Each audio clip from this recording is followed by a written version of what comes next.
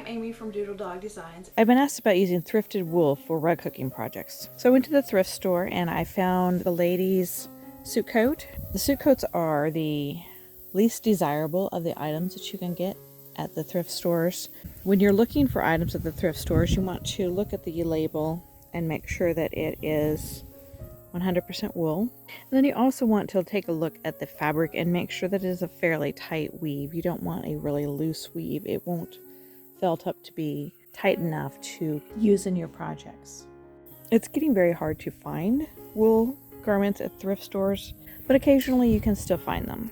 The most desirable item to find at a thrift store is a skirt. Unfortunately, I did not find any skirts this time. The next best thing will be a pair of pants that is in a large size. And really the least desirable is these suit coats.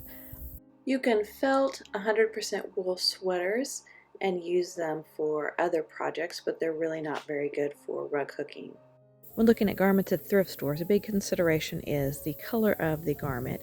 If the color of the garment is a lighter color, but it's not something that you particularly like, you can always use some dye and over dye it to try to get a different color. To do the skirts, you just need to usually just cut off the waistband and cut the lining out, and then you can cut it apart at the seams, and then you can felt it, wash it, and dry it.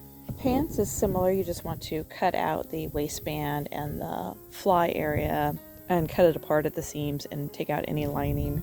So I wanted to show you the process to take a wool garment and turn it into wool that you can use for either wool applique or rug hooking. I'm doing this outside because it's dusty and dirty, and I don't really like to bring the garments in the house until I am ready to wash and dry them. So the first thing I do is go ahead and cut off any buttons, and then I can just add that to my button jar.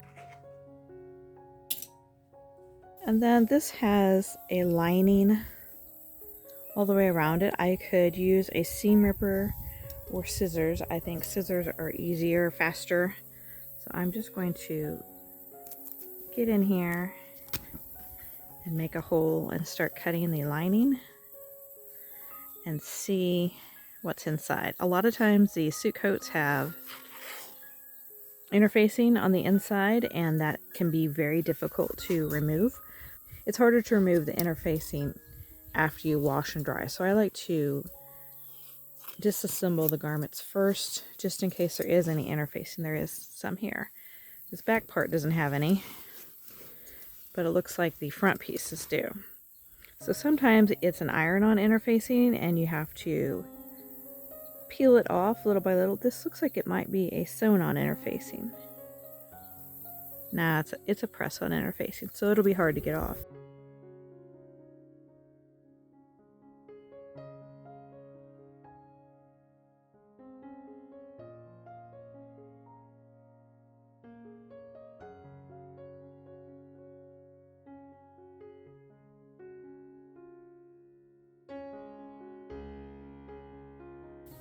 It is sewn down here also, so I'm just going to kind of pull that out. I've got the lining only on this side, and then the garment over here, and I can just cut then.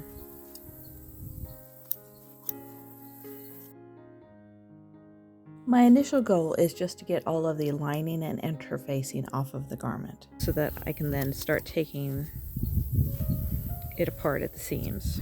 Well, back in the day when I could find wool skirts, I did this quite a lot. I would buy wool at the thrift stores, but anymore it's gotten to where it's just difficult to find anything other than suit coats. So most of the wool that I buy and all the wool that I sell comes from a wool mill.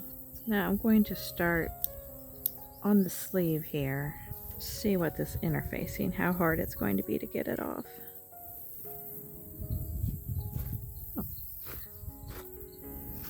This is going to be fairly easy. It seems like it's mostly pulling off.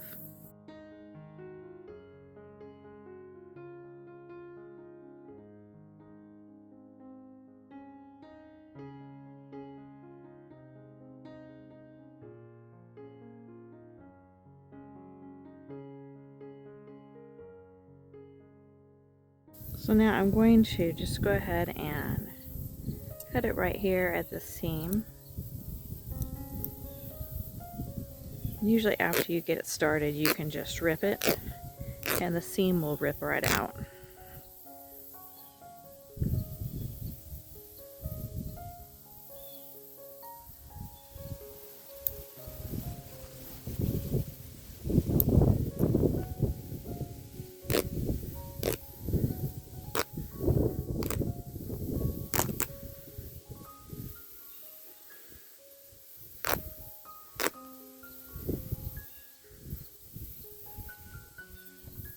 It's got the first arm off. Then I'm going to cut this part off here.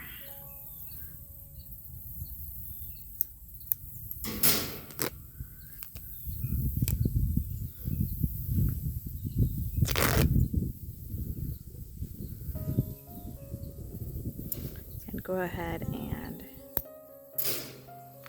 separate out these two pieces. And I like to try to go ahead and take all the little strings off. It's easier to do it than after it's been felted. Generally, there's not much in this collar part that is salvageable, so I'm going to just cut down right below here. It's top stitched right here, and that would be very difficult to get any wool out of that too. So I'm just going to go ahead and cut right here all the way around on the collar.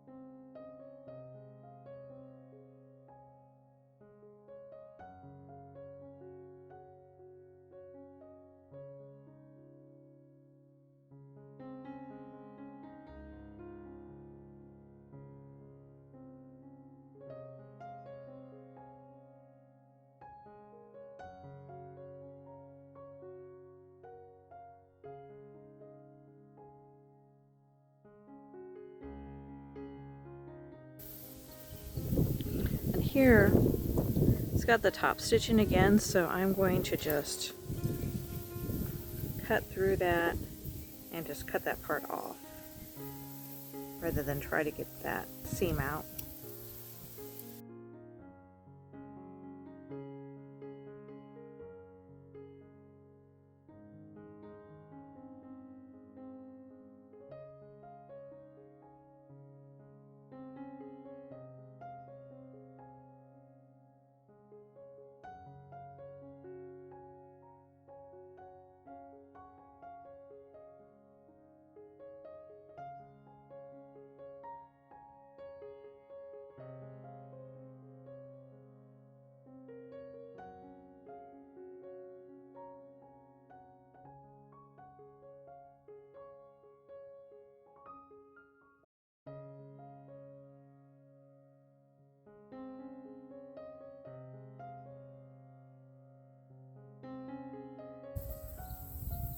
You can see how this can be pretty tedious work getting this interfacing off. So finding a garment with no interfacing is much better. This puts me in mind of peeling off wallpaper. It's always exciting when you get a big piece that pulls off. This back here is lovely. It has no interfacing on it. The string over there at the very edge of the deck. It blew away. The cat's having a great time with that.